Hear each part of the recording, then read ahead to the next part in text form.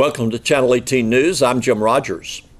Monday, March 26th at 6 p.m., Hopkins County Republican Party will host its monthly meeting at the Regional Civic Center in Sulphur Springs. This month, candidates running for the May primary runoff will give a short speech and take questions from the audience.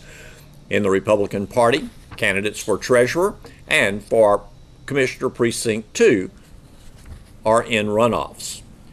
They've also invited the Sulphur Springs City Council to give 3 to 5 minute speeches each so that voters can get to know them. The candidates for City Council will not be taking questions from the audience. Parish Junior College has announced that 182 students were named to the President's and Dean's list for academic achievement during the fall of 2017. To be eligible for the President's list, students must earn a 4.0 grade point average with a minimum of 15 semester hours. The Dean's list must have a minimum of 3.5 grade point average with 15 semester hours and no grade lower than a C. Both lists are compiled exclusively of developmental hours. A list of local students who were named to the President's list and the Dean's list can be found on kssdradio.com. Hopkins County Chamber of Commerce is hosting a City Council candidate forum at the Sulphur Springs Middle School on Thursday, April 19th at 6 p.m. The middle school is located at 835 Wildcat Way in Sulphur Springs, and one may enter the forum through the back doors of the school. Admission is free. All City Council candidates have been invited to attend. The Hopkins County Democratic Party and Republican women will be providing refreshments.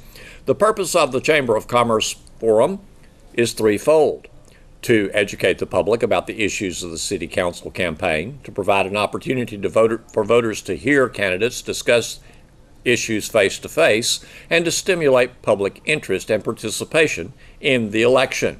Certain rules will be applied to each candidate as they make opening speeches and closing speeches. Questions will also be submitted to the candidate, but no question may come from the floor. Questions from the public must be submitted in advance to the Chamber of Commerce by email, fax, or mail. Questions must be received by Monday, April 16th. The submitted questions will be reviewed and approved by a committee appointed for that purpose. No questions accepted from the floor, but if you wish to email your questions, you may email those to Leslie, L-E-Z-L-E-Y, at hopkinschamber.org. You may fax your question to 903-885-6516 or mail your question to the Chamber of Commerce at 300 Conley Street in Sulphur Springs. Other information regarding the rules for this particular forum may be found at kssdradio.com. Here's Don Julian with sports. Sulphur Springs ISD Athletic Director Greg Owens announced Friday that SSISD Athletics has decided to partner with Michael Johnson Performance for the Summer Edge Conditioning Program. Coach Owens said the move would elevate all athletic programs this summer. In a letter to parents of SSISD athletes, Coach Owens listed some of the reasons for the move: expert coaches for every student athlete on speed, strength, and agility training. Sulphur Springs is one of the only schools that MJP has selected to partner with in the area. Grouping of athletes by age, gender, and ability for more specialized training. It will allow athletes to hear a different voice rather than Wildcats coaches. World-class training right here. Measurable results expected, and a $1,000 program value for $200 per athlete. The cost is based on 24 two-hour sessions. MJP has set up a credit card payment plan or a one-time early payment discount. Parents with payment concerns are asked to contact Coach Owens. There is a registration link on the SSISD website.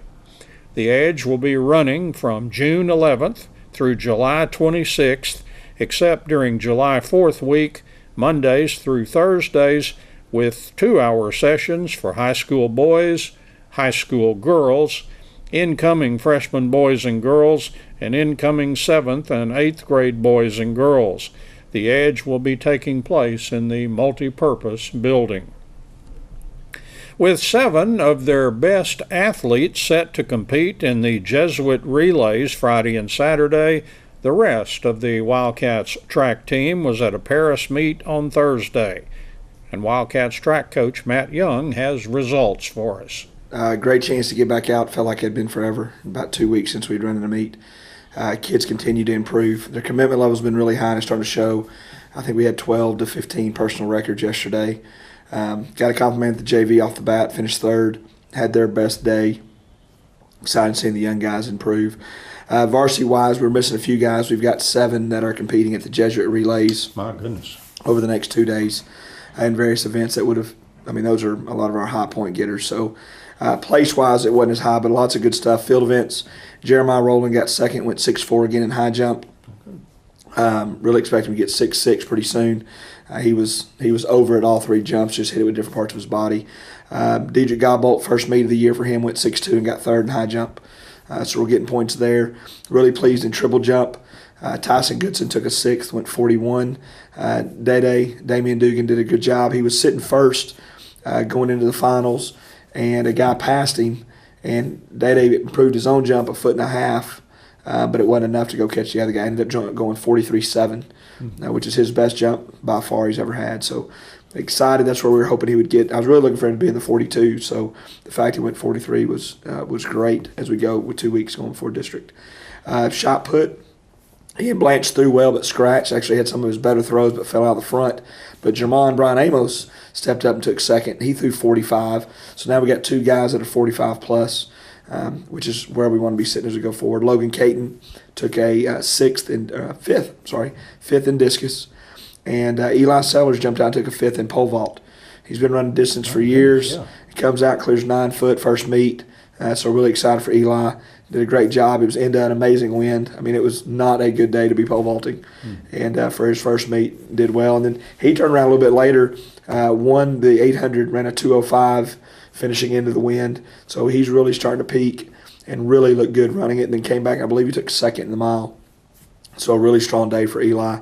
Our 4x1 got 6th, got the stick around. We had a couple pieces missing. We're really happy with how the guys looked running. I really like our first leg. Andy Edens, extremely solid. DeCorian Young and Austin Dodd stepped in and ran some really good legs. Then Dede Dugan is working our 3rd leg. We didn't have any varsity 110 hurdlers. Kylan Wade and Landry Tyson are both running tomorrow. 100-meter dash, we didn't have anything there. 4x2, some good runs, not really what we're looking for. We've got to continue to work on it. In the open quarter, Ricardo Torres took a 6th. Ran a 54. We're really looking for him to start getting that down to 52. He wasn't real happy with it, but he had just ran on the 4x2 for the first time, so understandable. And nobody in the 300 hurdles. The 200, Simeon Taylor, who's been doing well, is running tomorrow, but Bryce McQueen ran his first open 200 and took 3rd. Ran a mid-23, which is what we were shooting for. It's the first time he's ever done that. And really excited for him. Really interested to see what he'll do over the next couple of weeks. And then finished up our milers. Like I said, Eli took a 2nd. I believe Andrew Escobar took a 6th. So it was a good day. Mile relay ran okay. Some okay legs. Not great, but we're getting there, 54s and 55s.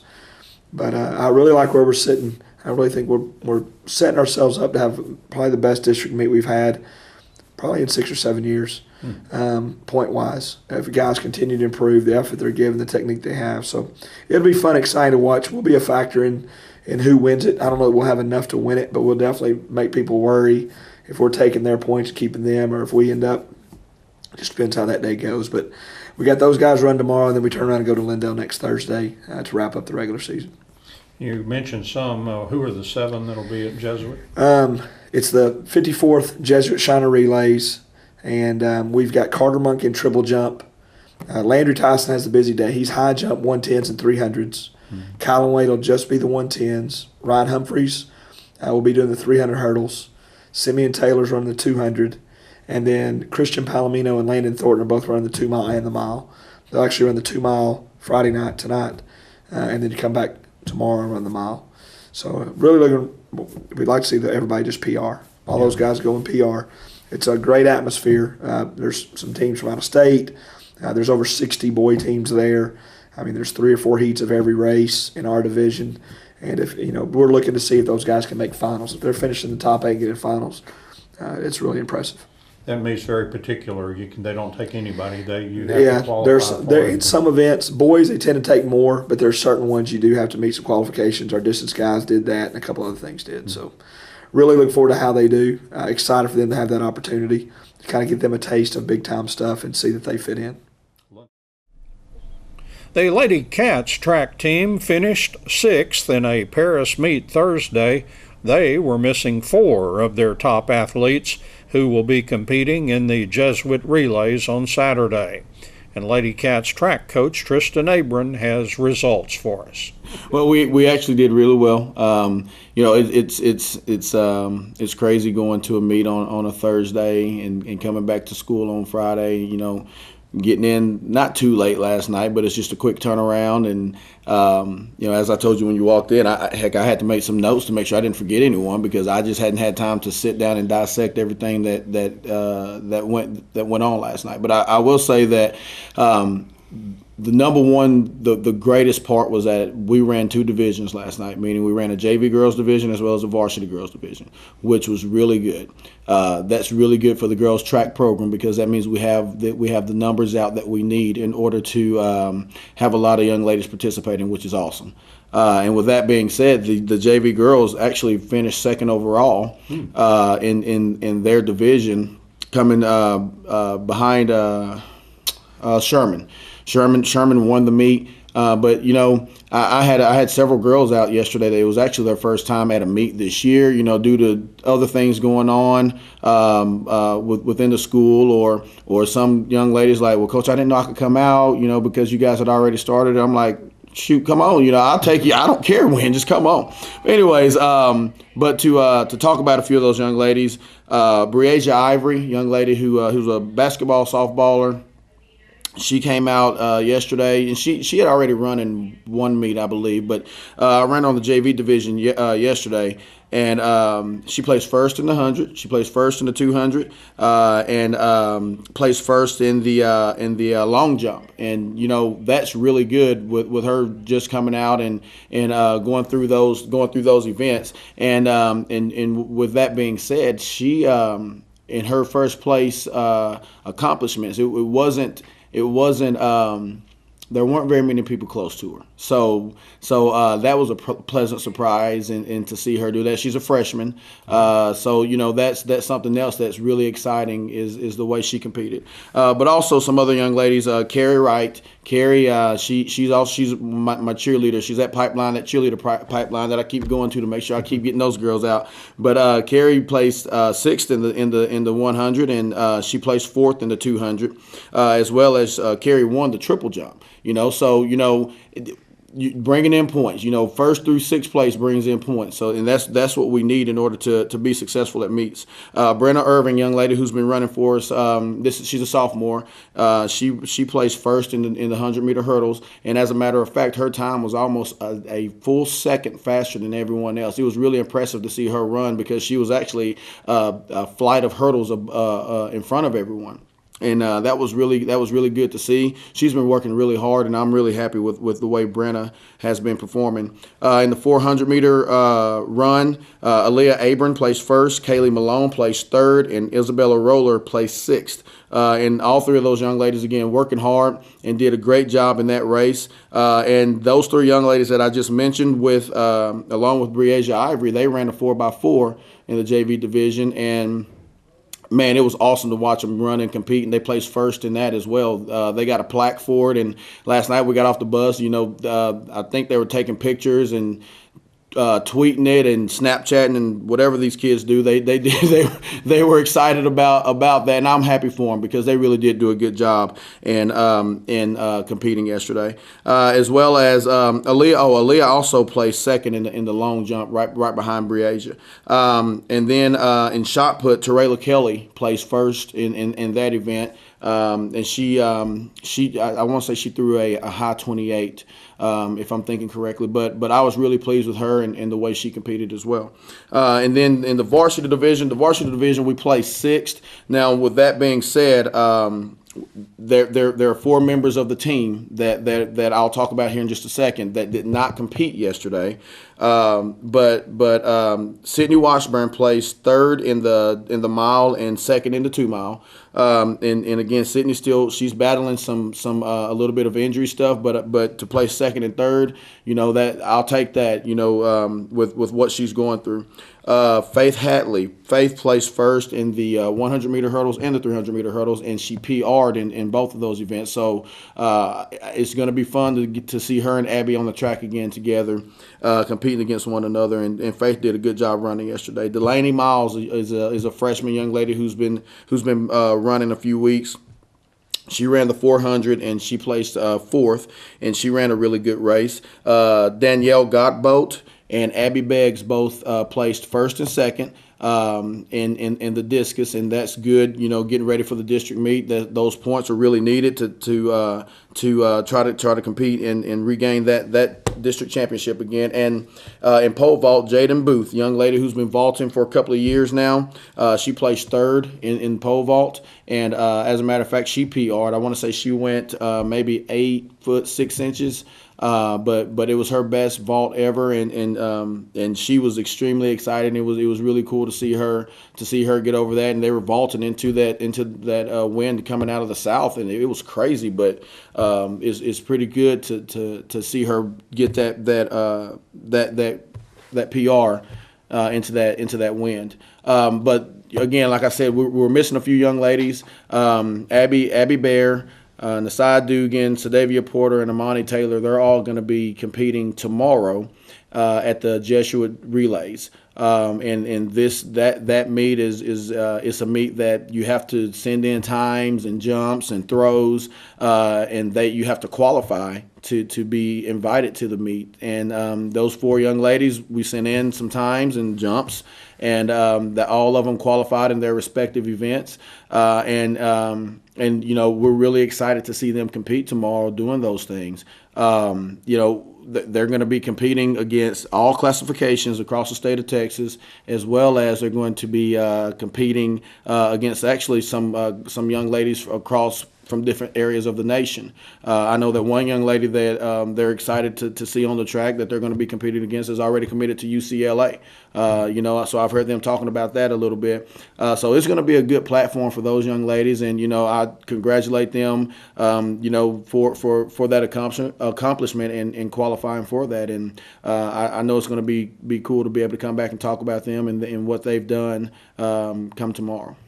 And I guess one more meet before district. Is that the way it works out? Yes, sir. We are supposed to run on Thursday in Lindale. The extended forecast, this Texas weather, it tends to change, but the extended forecast doesn't look very promising at this moment. But, there's not much that prayer doesn't change. So therefore, we're praying for pretty weather so that we can get another meet in before district, because district is the following week. And it's just good to get one more race in, with relays, getting that baton around the track, getting throws in, getting jumps in before you get into district, because district, that's for the advancement to the area and regional and then state meet, and you want to be as close to your top as you can be when you get there.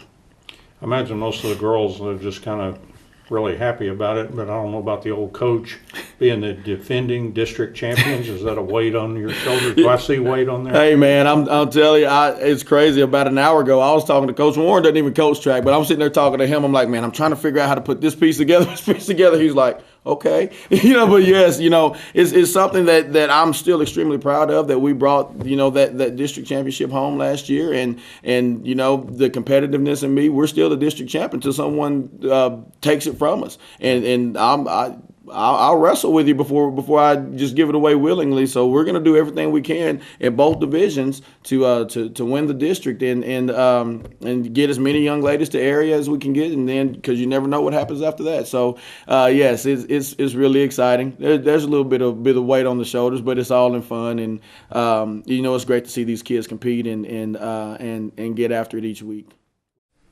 Thanks for watching Channel 18 News. Have a great evening.